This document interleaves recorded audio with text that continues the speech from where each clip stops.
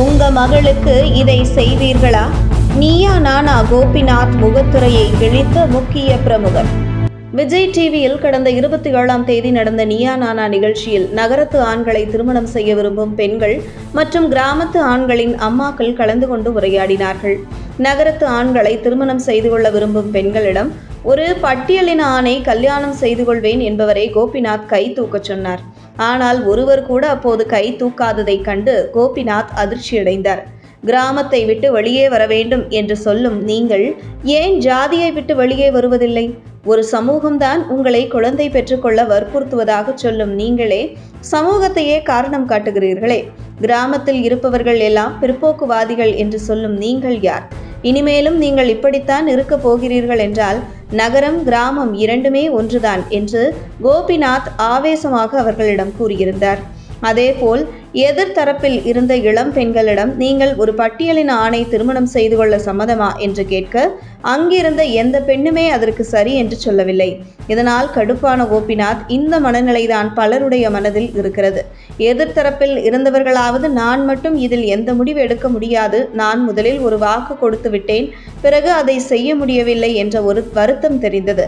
ஆனால் இங்கிருக்கும் பெண்கள் யாருக்குமே அந்த வருத்தம் தெரியவில்லையே. இவ்வளவு நேரம் நாங்கள் சுயமாக முடிவெடுக்க வேண்டும் என்று பேசிக் கொண்டிருந்த இளம் பெண்கள் கூட இப்போ பட்டியலின ஆணை திருமணம் செய்து கொள்ள வேண்டும் என்றதும் பேச்சை நிறுத்திவிட்டீர்கள். இப்போ மட்டும் குடும்பத்தினரின் சம்மதம் வேண்டும் என்று சொல்கிறீர்கள் என்று கோபிநாத் கேள்வி கேட்க தரப்பில் இருந்த இளம் பெண்களால் பதில் சொல்ல முடியாமல் அமைதியாக இருக்கிறார்கள்.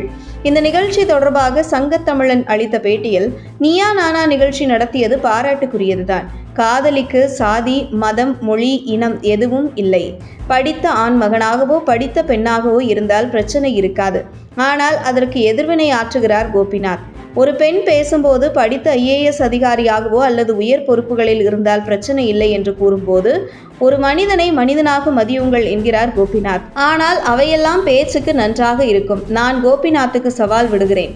கோபிநாத் அவர்களே, உங்கள் குடும்பத்தில் யாராவது தலித்தை காதலித்தால் அவர்களுக்கு திருமணம் செய்து வைப்பீர்களா என கோபிநாத்தை நோக்கி கேள்வி எழுப்பிய சங்கத்தமிழன், இங்கு பிரச்சனையே சமூகம்தான். தனி மனிதர்கள் ஒழுக்கமானவர்களாக கோபிநாத் போன்று இருக்கலாம். ஆனால் கோபிநாத் அவர்களே, நீங்கள் ஆசைப்பட்டு தனது மகனுக்கோ மகளுக்கோ தலித் சமூகத்தில் திருமணம் செய்து வைப்பீர்களா? உங்கள் சேனலில் ஒளிபரப்பாகும் நிகழ்ச்சி ஓட வேண்டும் என்பதற்காக ஏட்டிக்கு போட்டியாக கேள்வி கேட்கிறார் கோபிநாத். ஆனால் கோபிநாத் அப்படி நடந்து கொள்வாரா என சங்கத்தமிழன் கேள்வி எழுப்பியுள்ளது நியாயம்தானே என்று பலரும் கருத்து தெரிவித்து வருகிறார்கள்.